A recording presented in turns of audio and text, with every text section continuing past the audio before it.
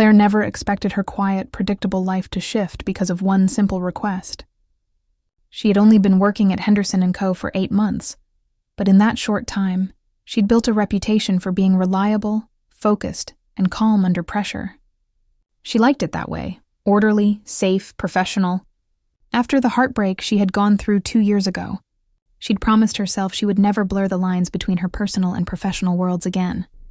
Her boss, Ethan Hayes, was the kind of man people noticed even when he said nothing. He had that calm confidence of someone who didn't need to prove himself. Sharp suits, easy charm, and eyes that carried both authority and exhaustion.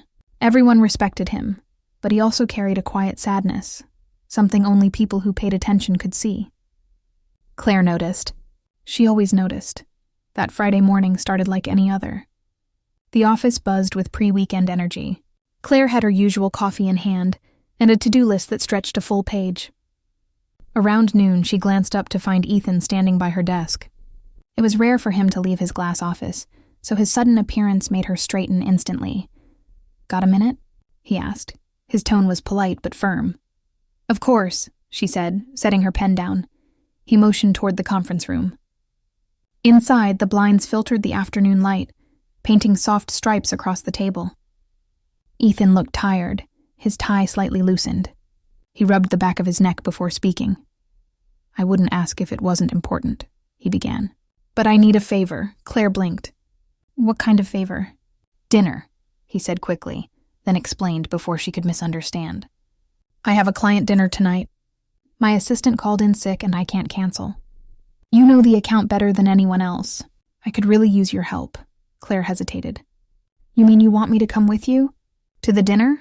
He nodded. "Strictly professional, of course. Just help me navigate the details. Maybe step in if they bring up the numbers." She could have said no. She should have said no. But she saw the look on his face, a mix of stress and sincerity, and something in her softened.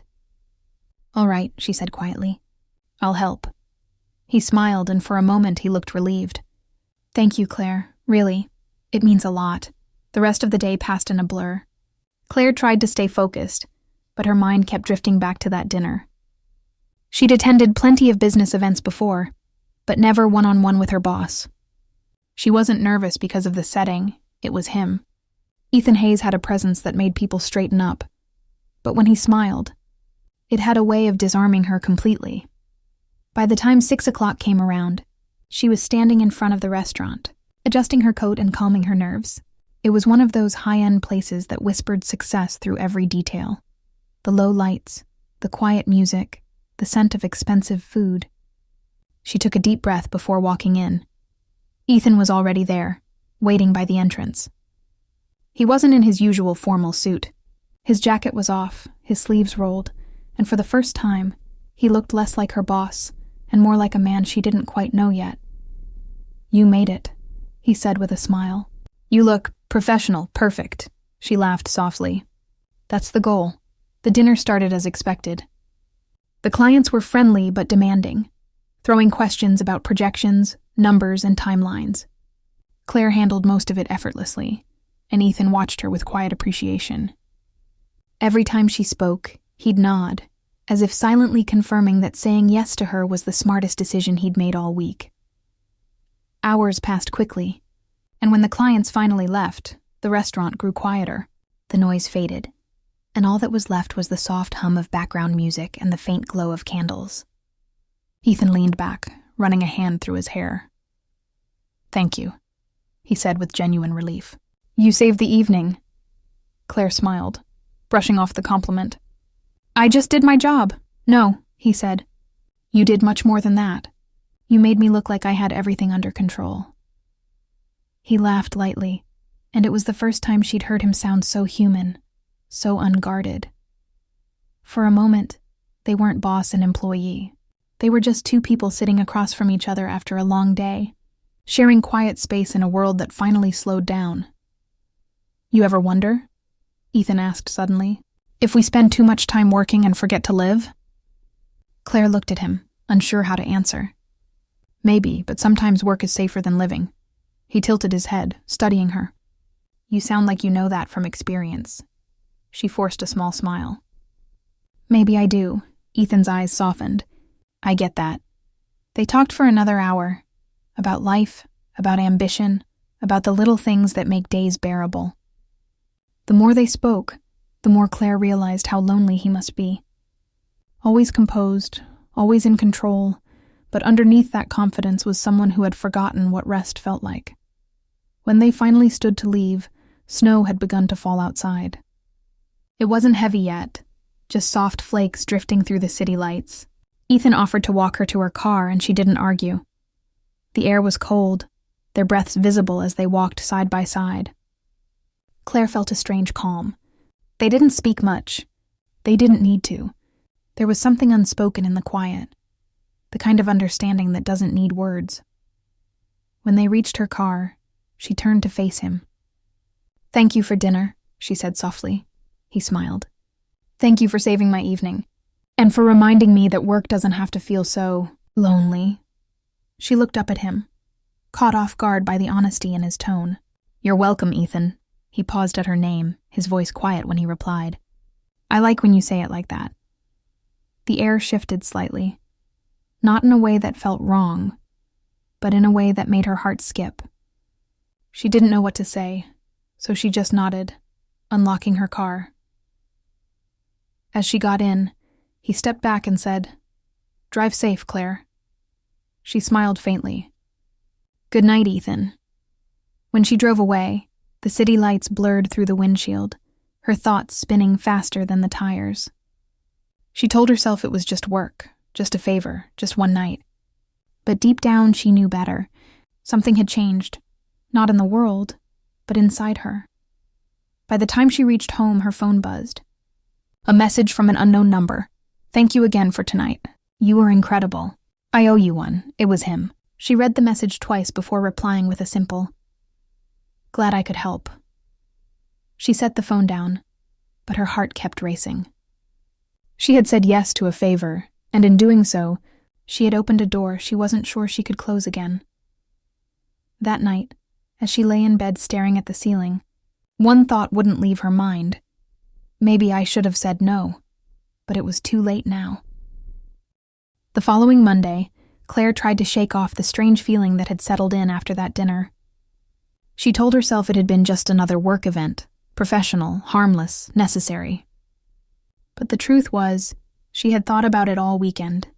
Every time she replayed the evening in her mind, she remembered the way Ethan's voice had softened, the look in his eyes when he thanked her, and that quiet moment outside in the snow. At the office, everything appeared normal. People were busy with reports, phones ringing, printers humming. Ethan walked past her desk in his usual calm way, a cup of coffee in hand, his expression unreadable. He gave her a small nod, a faint smile, and kept walking. It was nothing unusual, but Claire felt her heartbeat jump anyway. She forced herself to focus. There were deadlines, budgets, and emails waiting. But later that day, when she checked her inbox, she saw an email from Ethan titled, Great Work on Friday. It was short. You handled everything perfectly. Let's discuss next quarter's strategy tomorrow. Over coffee if you're free. It wasn't strange for him to set meetings. But coffee felt personal, casual. Still, Claire replied with a simple, Sure, that works for me. The next morning, they met at a small cafe across the street from the office. It was early, the kind of quiet hour before the city truly woke up. Ethan was already there, sitting by the window. When Claire arrived, he looked up and smiled. Not his usual polite work smile, but something warmer. I hope you don't mind, he said, sliding her a cup. I guessed your order. Black coffee, no sugar, she blinked. How did you know? He shrugged. I noticed things. They talked about work at first, numbers, reports, future plans. But then the conversation drifted. Ethan asked about her family, where she grew up, what she did for fun. Claire hesitated at first, but soon found herself laughing, sharing small pieces of her life she hadn't told anyone at work. It felt nice, comfortable, dangerous.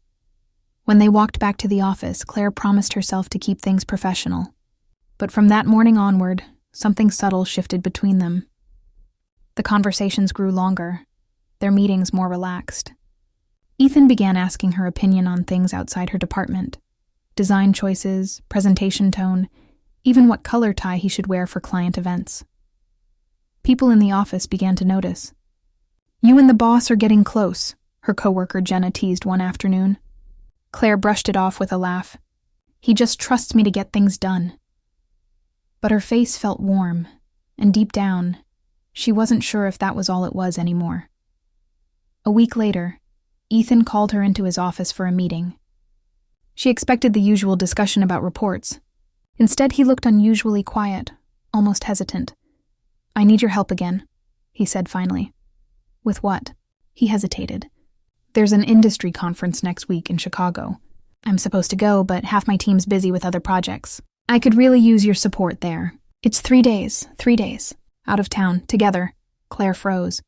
"That's short notice, I know," he said, his tone soft. "But it's important.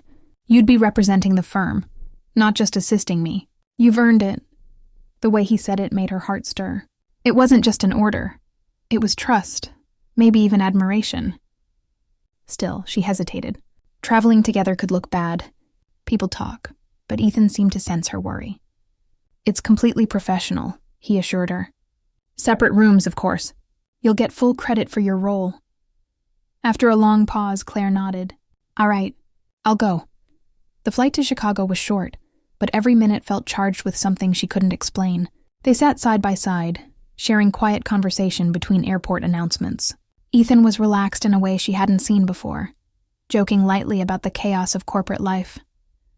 Claire found herself laughing more than she expected. When they reached the hotel, they checked in separately, just as promised. Everything was proper, professional.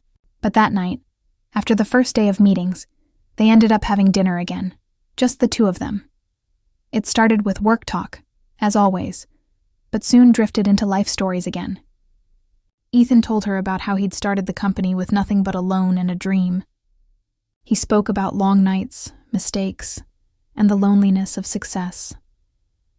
"I thought building something would make me happy," he said quietly, staring into his glass of water. "But sometimes I think I've built walls instead." Claire listened, her heart heavy. She understood that feeling more than she wanted to admit. "You're not alone, you know," she said softly. "You just forget how to let people in." He looked at her then. Really looked. Like he hadn't expected anyone to see that side of him. "You're different, Claire," she smiled faintly. "So are you." For a moment, the air between them grew still. Neither spoke. It wasn't romantic in the obvious way. No touches, no gestures, but something in the silence felt full. When the waiter brought the check, Ethan insisted on paying. "Consider it my thank you for saving me again." They walked back to the hotel in the cool night air, the city lights glittering on wet pavement. Claire could feel her heart racing, though she wasn't sure why. When they reached the elevator, they both hesitated, unsure what to say. "Good night, Ethan," she said quietly. He smiled. "Good night, Claire." The elevator doors closed and Claire exhaled deeply. She leaned against the wall, eyes shut for a moment. This was getting complicated. She told herself it was just work, just respect. But the truth was, she was starting to feel something she hadn't in a long time: connection. The next day, during the conference, she and Ethan worked seamlessly together. They presented, negotiated, and impressed clients with effortless rhythm. Everyone noticed their chemistry, not romantic, but something that came from trust and understanding. By the final evening, they'd won a major contract. Their team back home would be thrilled. Ethan was proud, and for once, he looked genuinely happy. "That was incredible," he told her, raising a glass at dinner that night. "You've become my right hand, Claire." She smiled, feeling proud, but also nervous. "Just doing my job." "Don't say that," he replied softly. "You do much more than that." The way he said it made her heart skip again. She looked away quickly, trying to hide it. That night, she couldn't sleep. The city outside glowed against the hotel curtains, and her mind replayed every word, every glance. She didn't want to admit it, but something inside her was changing, and she couldn't tell if it was right or wrong. The next morning, as they headed to the airport, Ethan carried her bag without asking. It was a small gesture, but it made her chest tighten. On the plane, as the clouds drifted by, he said quietly, "Thank you, Claire, for saying yes." She turned to him. "To what?" He smiled faintly. "To helping me, to trusting me, to being there when I didn't even realize I needed someone." She didn't answer, just looked out the window. Her heart was full of questions she didn't dare ask, because deep down, she knew this wasn't just about work anymore. The line between duty and emotion was blurring, and once that line fades, it's hard to draw it back. And as the plane touched down, Claire whispered to herself, "I should have said no." But even as she said it, part of her knew she didn't mean it. The days after the Chicago trip felt strange for Claire. The office looked the same, the people acted the same, but something inside her had shifted. She caught herself glancing at Ethan's office door more often than before. Every time he called her name across the room, her heart gave that familiar, unwelcome flutter. She tried to focus on work, burying herself in reports and projects, but her thoughts refused to cooperate. Ethan, on the other hand, seemed perfectly composed. He treated her with the same professionalism, though sometimes, when their eyes met during meetings, there was something different in his expression. A quiet understanding, a tension that neither of them spoke about. One afternoon, a week after their return, Ethan asked Claire to stop by his office before she left for the day. When she walked in, he was sitting by the window, jacket off, sleeves rolled up, looking more like a man than a boss. "Close the door," he said softly. She hesitated, then did as he asked. "Is everything okay?" He looked at her for a moment before speaking. "I need to ask you for a favor. And I know it's not fair to ask, but I trust you more than anyone else here." The words made her pulse quicken. "What kind of favor?" Ethan sighed, rubbing his forehead. "There's a charity gala this weekend. It's important for the company's image, but I was supposed to attend with my fiancé." Claire froze. "Fiancé?" He gave a short, almost embarrassed laugh. "Ex-fiancé, actually. We broke it off a few months ago, but the event organizers still have us listed as attending together. I could skip it, but that would raise questions. I just need someone to come with me, someone who understands how to handle these things." Claire stared at him, unsure what to say. "You want me to go with you?" "Only if you're comfortable," he said quickly. "I just don't want the media or partners thinking something's wrong inside the company." It was a simple request on paper, a favor, just like before. But deep down, Claire knew it wasn't simple at all. Spending an evening by his side again, dressed up, pretending to be someone she wasn't, it would blur that line even further. Still, she nodded slowly. "All right, I'll help." Ethan smiled, a genuine look of relief crossing his face. "Thank you, Claire. You have no idea what this means." That Saturday, Claire stood in front of her mirror longer than usual. She wore a navy dress, elegant, not flashy. Her hair was simple, her makeup soft. She kept reminding herself, it's just work. It's just a favor. When Ethan arrived to pick her up, he looked different too. The confident CEO was gone. In his place was a man who seemed nervous, almost shy.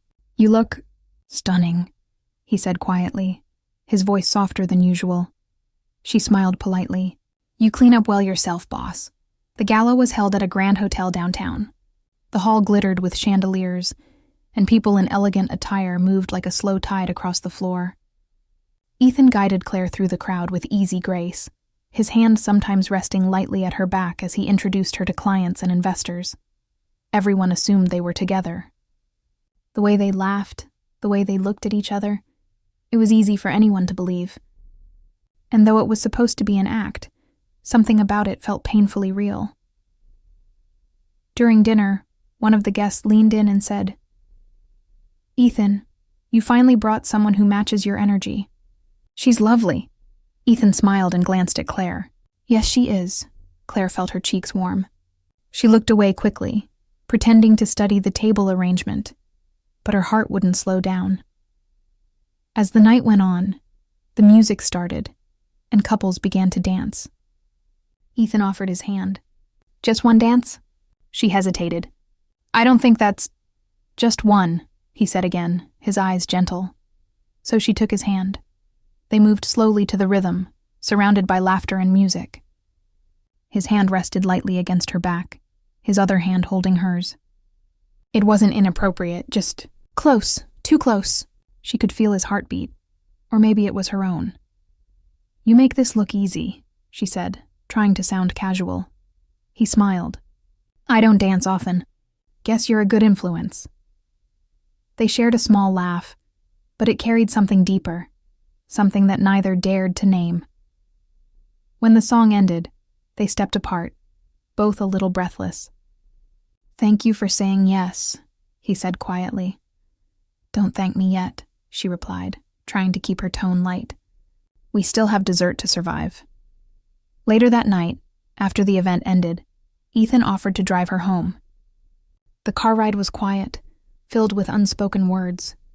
The city lights flickered across his face, and Claire caught herself wondering when admiration had turned into something else. When they reached her building, she unbuckled her seatbelt. "You didn't have to drive me," she said softly. "I wanted to," he replied. Then after a pause, "Claire, I don't want you to think I take you for granted. You've done more for me, both professionally and personally, than anyone else has in years." She looked at him, searching for words. "You don't owe me anything, Ethan. It's just work." He smiled faintly, but his eyes said otherwise. "Maybe that's what scares me." For a moment, silence filled the car. The kind of silence that feels heavy, not empty. Then Claire reached for the door handle, needing to breathe. "Good night, Ethan." "Good night, Claire." She stepped out, closing the door gently behind her. As she walked toward her apartment, she could feel his gaze lingering through the car window. Part of her wanted to turn back, but she didn't. That night she lay awake, staring at the ceiling. Her heart was full of confusion, of longing, of fear. She had crossed another invisible line, and she knew it. Monday came too quickly. At the office, nothing was said about the gala, though people whispered when she passed. Ethan acted completely professional again, almost distant. But every now and then, when their eyes met, she saw it. The quiet acknowledgement that they were both pretending not to feel what they felt. Then, near the end of the week, Ethan asked her to stay late to finish a presentation. It was just the two of them in the quiet office, the city lights glowing beyond the glass walls. She gathered her papers, ready to leave, when Ethan spoke softly from across the room. "Claire, about the other night." Her heart skipped. "It's fine," she said quickly. "We were just representing the company." He took a slow step closer. "I know, but I can't pretend it didn't mean something to me." Claire froze, unsure what to say. He stopped before reaching her desk, his voice low. "You've become more than just an employee, Claire.